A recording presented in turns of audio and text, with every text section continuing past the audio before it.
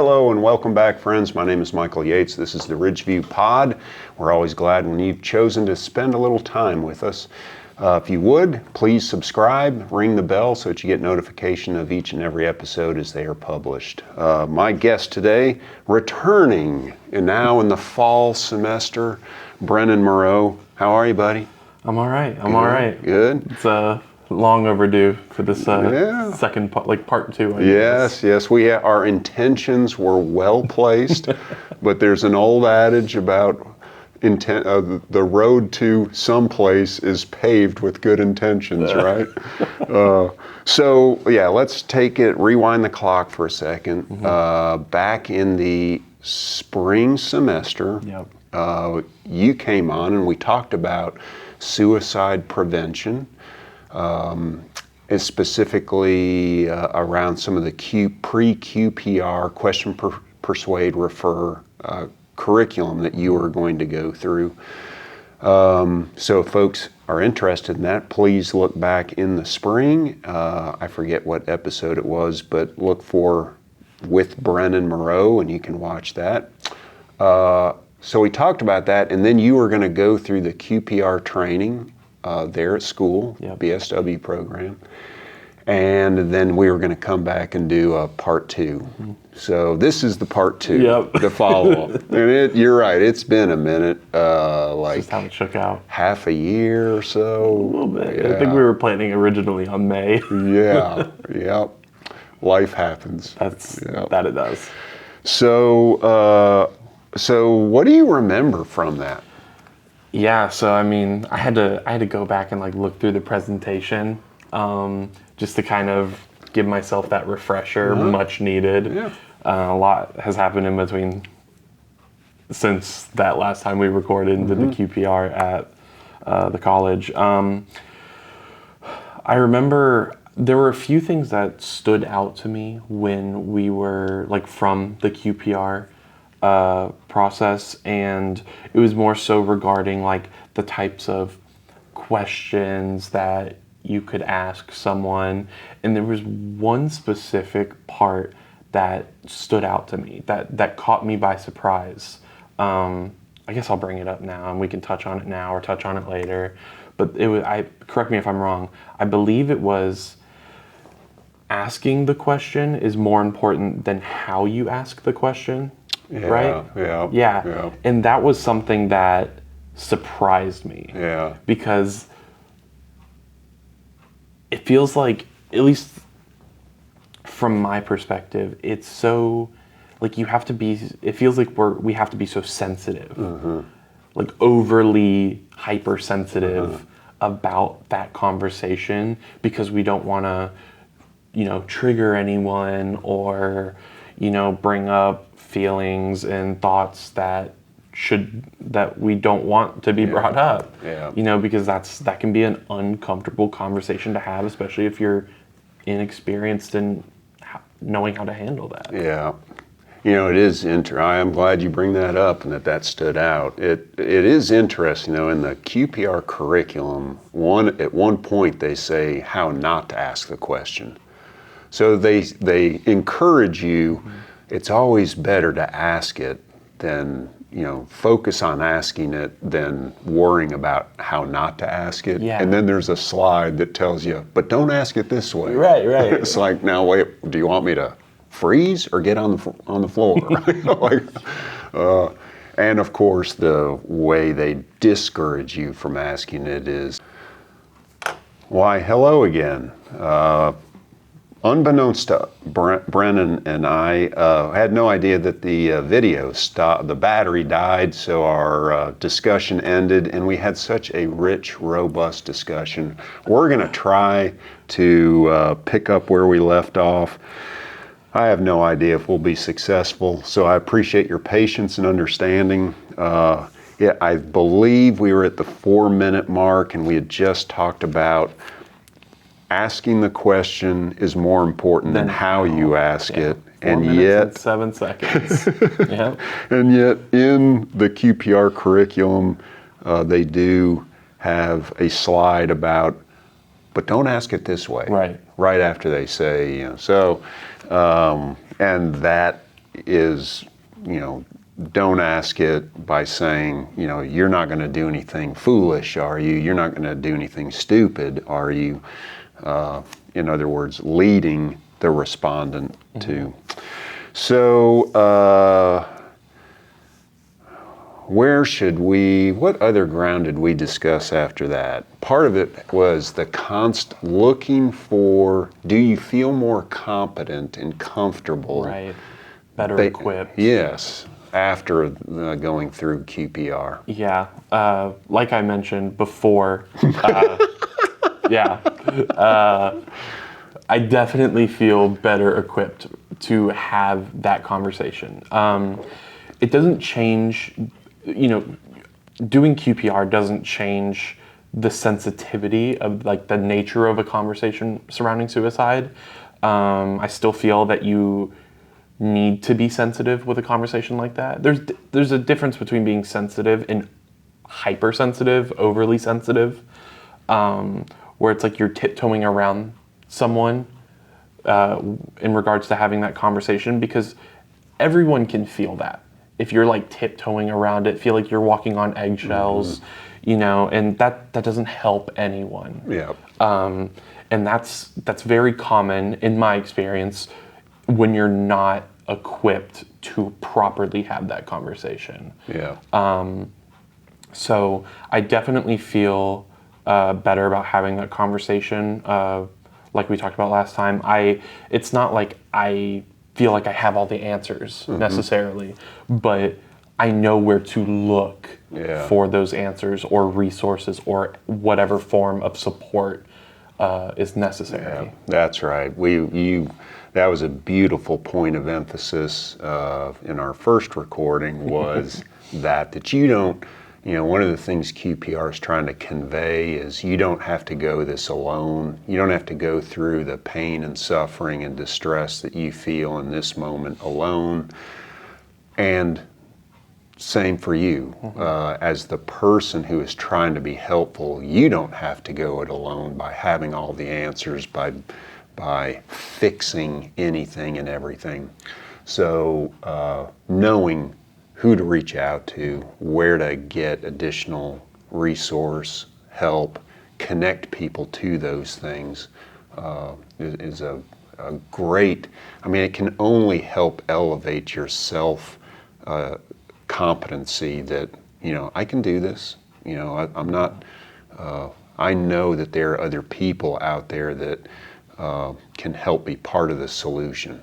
So. Yeah, and for me personally, two of those biggest resources are the College of Social Work, because a lot of our staff and faculty, and the professors, our advisors, all of our specialists, a lot of them are practicing as well. So they're not just with the college, so they're practicing, so they're also involved in the community. They have resources of their own. They are resources in themselves, but also here at Ridgeview. Since I started my field placement here in the spring, it's, a huge network here. And if I can't find the resources that I need, the resources that I'm looking for, or anyone's looking for, Ridgeview is able to connect. Someone at Ridgeview can connect us to the necessary resources. Yeah. Yes, and I've been living in this field, working in this field for decades now, and I still have to rely on reaching out to other people. We have such a complicated system to navigate that unfortunately we do need each other. I think one of the other, I guess one of the pieces we discussed in our earlier recording was, do you feel like QPR and the way it was presented helped sort of compartmentalize, I'm listening for what people say and how they say it, I'm watching for behaviors that they may be demonstrating, and I have a level of situational awareness of things going on in their life. So those three things together really help guide me in, I need to ask the question. Yeah, absolutely. And it was something that I didn't, like pre-social work with my, kind of academic career with social work so far, because I'm a senior now. Growing up, especially in like high school, it's not something, it's something I was aware of, but a lot of like the people I would hang out with at the time, a lot of people have different types of humor. So like sometimes that's more morbid types of humor, and the way some people make jokes. Sometimes it would be hard to tell, and I wasn't equipped for it at the time, so like I wasn't sure like how to approach that, like if these people were being serious or if it was just their style of humor, because for some people it is. Yeah. So, since I've started the social work program and gone through QPR, I'm more aware of the signs, both direct and indirect. Not perfect about it, but I'm more aware and more willing to initiate that conversation. Yeah, great. Well, I mean, that is the intent in being a gatekeeper, someone who's gone through, folks need to know it is not for just people interested in the field of social work. It is for anybody and everybody. So if you have an interest in bringing QPR to your work, your church, your civic group, by all means reach out to Tennessee Suicide Prevention Network.org or contact me through Ridgeview, and in our service area we'd be happy to arrange that for you. Since I'm acutely sensitive to battery, power, and time, I think we will go ahead and conclude the QPR discussion. All right. And now I'm asking you a couple of these that we've already asked. All we've already right. covered. So I'll know if you changed any of your answers. That's right. We like to play a little game of rapid fire questions so that we can get to know our guests a little bit differently than this professional student role, so intern role. So, Brennen, if you could travel back in time, what advice would you give to your 18-year-old self? So that's just 4 years ago. Yeah, 4 years ago, 22. I think I'm gonna stick with the same answer. I'm gonna stick with the same answer. I don't want to get called out for changing it. Relax. That's what I said. Could probably word that, more elegantly.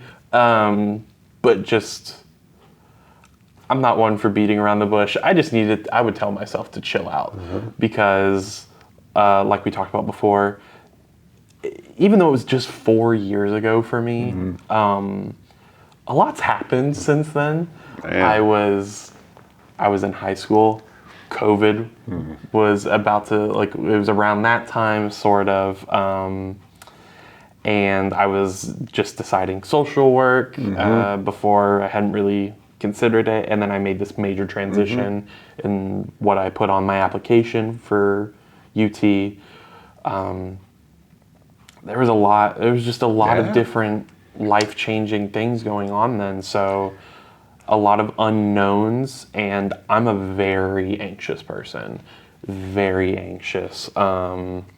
So I hate not feeling like I'm in control, and just everything about that year absolutely was out of my control. Yep. So that's definitely my biggest thing. Yeah, there's ample data and research out there now that would corroborate the heightened stress and anxiety that a lot of people, but especially people your age, were under during that time. And compounded by messaging around isolation, uncertainty about, and the polarization that was also taking place, people at odds with each other. It was, so yeah, I love that. If there's I think several times throughout my life, sage advice from my future self would be, just relax. Yeah. And it's not, it's one of those things where it's like, other people have told me to relax before, but it's like, I never listened to it, or I didn't really know what that meant. I was like, you're not me. Like, it's easy to say that from your position, but if it's me telling myself to relax, I think I'd actually listen to it. Right, yep. Okay, early bird or night owl? Night owl, I was going to say all day long. I Maybe wonder, not the best way to word that. you were present with our previous guest, and it was interesting to hear him talk about how it changed, that it evolved and he flipped. I wonder if in 10 years you'll flip. I'm sure I will. I feel like a lot, from what I know from like my parents or family members that are older, you know, or just in their 30s or 40s, 50s, and so on, it feels like for most of them, it changed at some point. If they were night owls before growing up, it just flipped. And I'm not really looking forward to that because I just hate the idea of getting up early. I really don't like it. It's necessary, you know. It's necessary. I have this internship. I gotta get up at 7:15-ish, but you know, with classes and all that. So it's just like it's like a necessary evil. Yeah. Well, I mean, maybe one of the byproducts coming out of the past 4 years is that there are more workplaces now that have a more flexible approach to work schedules. So maybe it'll work in your favor. Hey, maybe. I would not be mad about it. What decade of music is best? This is tough because, well, not tough for me, but I was born in 2001, so grew up with 2000s, 2010s. I've listened to like some 80s and 90s before. Don't ask me to name any of it because it's not I won't remember. But I would definitely say it's like that. I'd probably say like it's not its own decade. It's more so a mix of two. But like late 2000s and really early 2010s was just so good. That at least for me, I love that era of music. Music like. Like, give me a couple of bands or musicians. Oh, that's a good one. One that I really like, and it's more so 2000s and 90s. I think they really picked up in the 90s. Matchbox 20. Okay, yeah. I'm a huge fan of Matchbox 20. It's more 2000s, at least in what I'm talking about. But that's like my favorite band of all time. That was the first concert I ever saw. So awesome. Have they broken up? So, I don't think so. At least I had saw them in concert at Bridgestone. I want to say 2017. Okay. But I don't know if they've broken up. I more so listen to I think they still make stuff. Okay. Or at least they did as of a couple years ago. But I don't really listen to the stuff they make today. I more so listen to their old albums because that's just what I grew up with. Yeah, I've got two of them, and you're taking me back to when our firstborn. There was one particular song we used to listen to. I'll start crying if I keep talking about it. But it's weird. It's like, oh yeah, Matt, you know, I've not gotten anything new of theirs in a long time. Yeah. So. All right, good, cool. Greatest movie of all time? Same answer, Pursuit of Happiness. I really like that movie. It's always been super comforting for me. I flip-flopped on my favorite movie over the years. For a while it was Good Will Hunting. Yes. That's just a good one. I liked, I'm trying to remember what it was called, total out of left field. It was V for Vendetta. Oh yeah. I can't remember. It's Hugo something. Yes. And then Wheeling. Hugo Wheeling. It's something like that. Yeah. And like Natalie Portman. It's like early 2000s, I think. Yep. I really like that movie. I don't know why. I love it so much, but I really do. So for a while it was that, but I had to go back to my original Yeah, pick was good. Pursuit of Happiness. Folks, he's being consistent. I am I'm trying. I don't want to get called out. I think this is a new one. What book would you recommend? Yeah, it's definitely a new one. I don't read as much as I wish I did. I think I used to read a lot of fantasy growing up, like a lot of kids did. You know, your Percy Jacksons, for example. I mean, that was huge. I loved those books. I read like the whole series and then like the follow-up series. I don't remember what it was called. But those were big for me because I really loved mythology growing up, especially, you know, Greek, Roman. And then you combine that with like a traditional fantasy setting, and I was like, that's just perfect for me. But I think for me today, I would say the Witcher series. It got its own like Netflix TV show. I feel like if you didn't play the games or read the books, you've still probably heard about it somehow. With Henry Cavill in that show. Sad that it's not great. The show's not great, but that's a different conversation I could just go on a tangent about. But I love that franchise and series, mainly the games. I'm a big gamer. That's my thing. We've talked about that before. But those books, I started reading them, and they are really well written and thought out, really compelling characters, and fantasy settings are just my favorite. I love the escapism of it. Yeah. All right. Awesome. Well, I am, as we concluded our last one, next time you host, I'll be your guest. That's right. And you'll come up with the topic, and we'll have a discussion around it with a fully charged battery. And an extra. And an extra fully charged battery. Folks, we hope you have a fully charged day ahead of you. We appreciate you tuning in, following us. Don't forget to subscribe, ring the bell so that you get notification of each and every episode. Thanks for your patience and understanding, and we'll see you next time. Take good care.